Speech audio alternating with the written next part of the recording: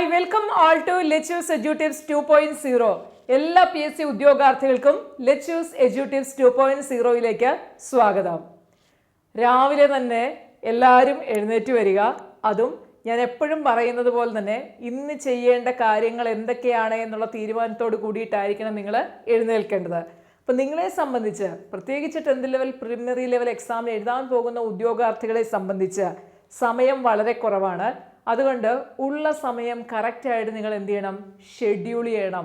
നിങ്ങൾ ഓരോ പ്രവൃത്തി ചെയ്യുമ്പോഴും, നിങ്ങളുടെ വീട്ടിൽ ഓരോ ആക്ടിവിറ്റി നിങ്ങൾ ചെയ്യുമ്പോഴും നിങ്ങൾക്ക് നടക്കാൻ പോകുന്ന എക്സാമിനെ കുറിച്ച് പൂർണ്ണമായിട്ട് ബോധ്യമുണ്ടാവുകയും അതനുസരിച്ച് നിങ്ങൾ സമയത്തെ ക്രമപ്പെടുത്തുകയും അതനുസരിച്ച് ചിട്ടയായിട്ട് നിങ്ങളുടെ പ്രവർത്തികളായിട്ട് മുന്നോട്ട് പോവുകയും വേണം കേട്ടോ.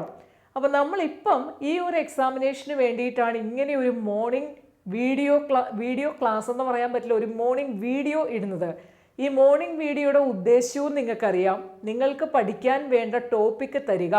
അപ്പോൾ നിങ്ങളത് ഒരു ദിവസം എന്തൊക്കെ ചെയ്യണം എന്നൊരു ഗൈഡൻസ് വന്നു കഴിഞ്ഞാൽ നിങ്ങൾക്കത് ചെയ്ത് കഴിയാൻ പറ്റും. അപ്പോൾ നിങ്ങൾക്ക് 25 ഡേയ്സ് കൊണ്ട് സിലബസ് കവർ ചെയ്യുന്നതാണ് പറഞ്ഞത്. പ്ലസ് ഒരു 3-4 ക്വസ്റ്റ്യൻ പേപ്പർ നിങ്ങൾ ഇതോടൊപ്പം കവർ ചെയ്യുകയാണ് ചെയ്യുന്നത്. അപ്പോൾ അങ്ങനെ നിങ്ങൾക്ക് എക്സാം എഴുതാനായിട്ട് പോകാൻ സാധിക്കും. അതാണ് നമ്മുടെ ഒരു ടെക്നിക്ക്.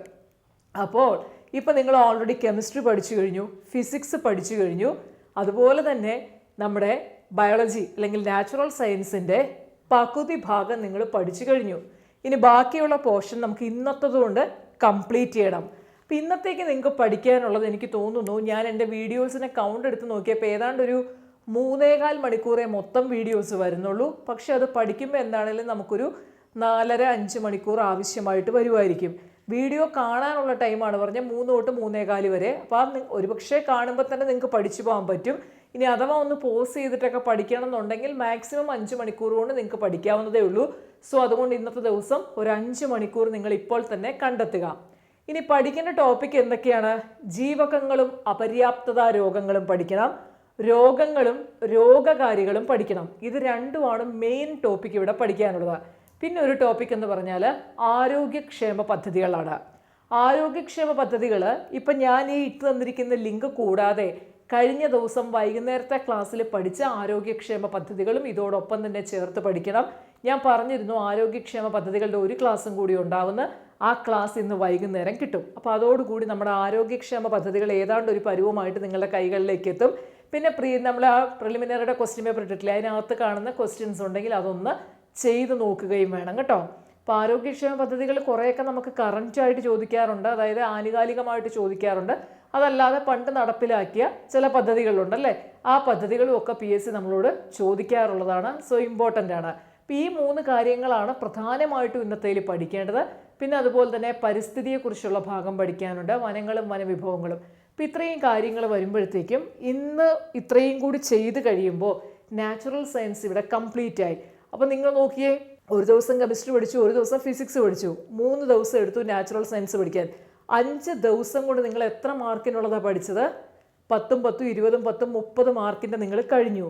ഇനി നിങ്ങൾക്ക് 70 മാർക്കിനുള്ളതേ ഉള്ളൂ. അതും സുഖമായിട്ട് പഠിച്ചെടുക്കാം. മാത്സിൻ്റെ കാര്യം ഞാൻ നേരത്തെ നിങ്ങളോട് പറഞ്ഞായിരുന്നു, ഡെയിലി സമയം കിട്ടുന്നതനുസരിച്ച് ചെയ്തു നോക്കണമെന്ന് ആദ്യം ഞാൻ പറഞ്ഞിരുന്നു എന്ന് തോന്നുന്നു. ഇനി ഞാൻ അങ്ങനെ പറഞ്ഞിട്ടില്ലെങ്കിൽ ഇതാ ഇപ്പോൾ പറയുവാണ് കേട്ടോ.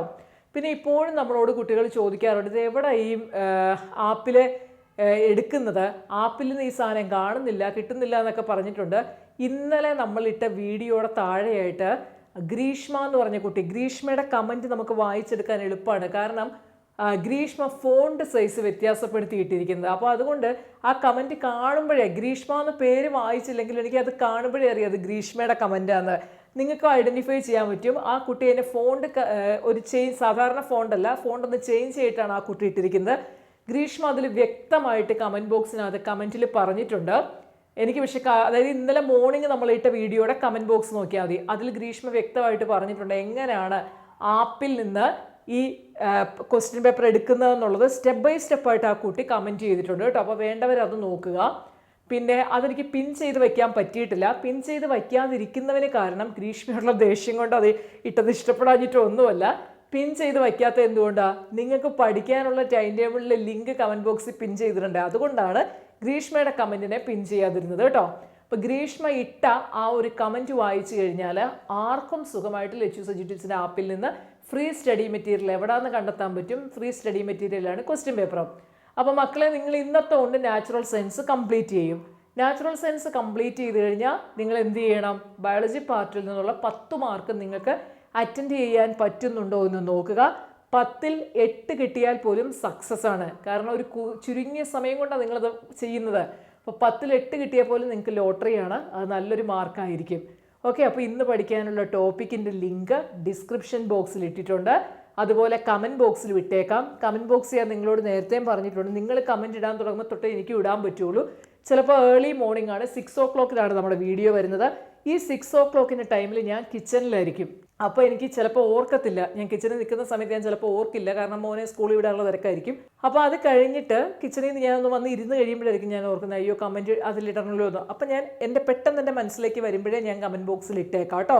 അപ്പോൾ കമൻറ്റ് ബോക്സിൽ കമൻറ്റ് ബോക്സിൽ ലിങ്ക് കണ്ടില്ല എന്ന് ഓർത്ത് ടെൻഷൻ ആവേണ്ട. വീഡിയോയുടെ ഡിസ്ക്രിപ്ഷൻ ബോക്സിലുണ്ട്. ആപ്പിൻ്റെ ലിങ്കും ഉണ്ട്, ടെലഗ്രാം ചാനലിൻ്റെ ലിങ്കും ഉണ്ട്. എല്ലാം നിങ്ങളൊന്ന് ഡൗൺലോഡ് ചെയ്തിടുക. കാരണം ഇതൊക്കെ ആവശ്യമായിട്ട് വരും. കുറച്ചുകൂടി കഴിയുമ്പോൾ ടെലഗ്രാമിൽ ഞാൻ പോൾ ക്വസ്റ്റ്യൻ ഇടാൻ തുടങ്ങും. അപ്പോൾ പിന്നെ അതുകൊണ്ടാണ് ടെലഗ്രാം നിങ്ങളോട് യൂസ് ചെയ്യാനായിട്ട് ആവശ്യപ്പെടുന്നത്. കുറച്ച് കഴിയുമ്പോൾ നമ്മൾ പോൾ ക്വസ്റ്റ്യൻ സ്റ്റാർട്ട് ചെയ്യും ടെലഗ്രാമിലൂടെ കേട്ടോ. അപ്പോൾ പിന്നെ അതുകൊണ്ട് കുറച്ച് പേര് ചോദിക്കാനുണ്ട്, ടെലഗ്രാമിൽ ഇതിൻ്റെ ലിങ്ക് ഇട്ട് വരാമോന്ന്. നടക്കില്ല. കാരണം എന്താണെന്ന് വെച്ചാൽ ഞാൻ ഒരാൾ തന്നെയാണ് ഈ പ്രവൃത്തിയെല്ലാം ചെയ്യുന്നത്. നമ്മളിങ്ങനെ ചുമ്മാതെ ക്ലാസ് എടുക്കുമല്ലോ ഒരിക്കലും ചെയ്യുന്നത്. പണ്ട് ഞാൻ പറയും, ഇപ്പോഴും പറയും, ഞാൻ കുറേ ഇരുന്ന് പഠിച്ച് മനസ്സിലാക്കി ഒരു കാര്യം എന്താണെന്ന് വ്യക്തമായി മനസ്സിലാക്കിയതിന് ശേഷമാണ് ഞാൻ നിങ്ങൾക്ക് ക്ലാസ് വരുന്നത്. അതുകൊണ്ട് തന്നെയാണ് നിങ്ങൾക്ക് തോന്നുന്നത് മിസ്സ് പഠിപ്പിക്കുമ്പോൾ എളുപ്പമായിട്ട് തോന്നുന്നു, അല്ലെങ്കിൽ പെട്ടെന്ന് മനസ്സിലാവുന്നു എന്ന് പറയുന്നത് അതുകൊണ്ടാണ്. കാരണം ഞാനൊരു കാര്യം നല്ല രീതിയിൽ വ്യക്തമായിട്ട് അതിൻ്റെ എല്ലാ വശങ്ങളും നല്ല രീതിയിൽ പഠിച്ചത് ഞാനതിനെ ആഴത്തിൽ ഗ്രഹിച്ചാൽ മാത്രമേ എനിക്കത് മറ്റൊരാൾക്ക് സിമ്പിളാക്കി കൊടുക്കാൻ പറ്റുള്ളൂ. അപ്പോൾ അത്രയും എഫർട്ട് ഞാൻ ഇവിടെ ഇരുന്ന് എടുക്കുന്നുണ്ട്. അതിനുശേഷമാണ് ഈ ക്ലാസ്സിലേക്ക് വരുന്നത്. അപ്പോൾ ഇതിനിടയ്ക്ക് ഇതെല്ലാം കൂടി ഒന്നും എന്നെക്കൊണ്ട് പറ്റില്ല. പറ്റുന്നൊരു കാര്യമാണ് ഞാനിപ്പോൾ ചെയ്തു വന്നിരിക്കുന്നത്. അപ്പോൾ ആ ലിങ്ക് അങ്ങനെ യൂസ് ചെയ്യുക. ടെലഗ്രാമിൽ ഇടാനായിട്ട് നടക്കുന്നു തോന്നുന്നില്ല കേട്ടോ. ആവശ്യപ്പെട്ടവർക്കോട് ഞാൻ പറയുവാണ്, വേറൊന്നും തോന്നല്ലേ. അപ്പം നമുക്ക് ഇന്ന് വൈകിട്ട് 7 മണിക്കുണ്ട്. ഞാൻ പറഞ്ഞു ആരോഗ്യക്ഷേമ പദ്ധതികളുമായിട്ട് ബന്ധപ്പെട്ടതാണ്, അല്ലെങ്കിൽ പദ്ധതികളെ സാമൂഹ്യക്ഷേമ പദ്ധതിയൊക്കെ ആയിട്ട് ബന്ധപ്പെട്ടതാണ്. അതും കൂടി പഠിച്ചാലേ ഇത് കംപ്ലീറ്റ് ആവുള്ളൂ. അപ്പം ആ വീഡിയോ കൊണ്ട് അതും കൂടി പഠിക്കുക. കുറേ പേരൊക്കെ കമൻറ്റ് ഇടുന്നുണ്ട്, നന്നായി പഠിക്കാൻ പറ്റുന്നുണ്ട് എന്നൊക്കെ പറഞ്ഞ്. വളരെ സന്തോഷം. അവിടെ കുറേ പുതിയ ആൾക്കാർ നമ്മുടെ ചാനലിലേക്ക് എത്തിയിട്ടുണ്ട്. ആദ്യമായിട്ട് ലെറ്റ്യൂസ് എഡ്യൂട്ടിപ്സ് കാണുന്ന, അല്ലെങ്കിൽ ആദ്യമായിട്ട് നമ്മുടെ ചാനൽ സബ്സ്ക്രൈബ് ചെയ്യുന്ന എല്ലാവർക്കും വെൽക്കം. ഓക്കെ, അപ്പം നമുക്കിന്ന് 7 മണിയുടെ ക്ലാസ്സിൽ കാണാം. അതുവരേക്കും ബൈ ബൈ.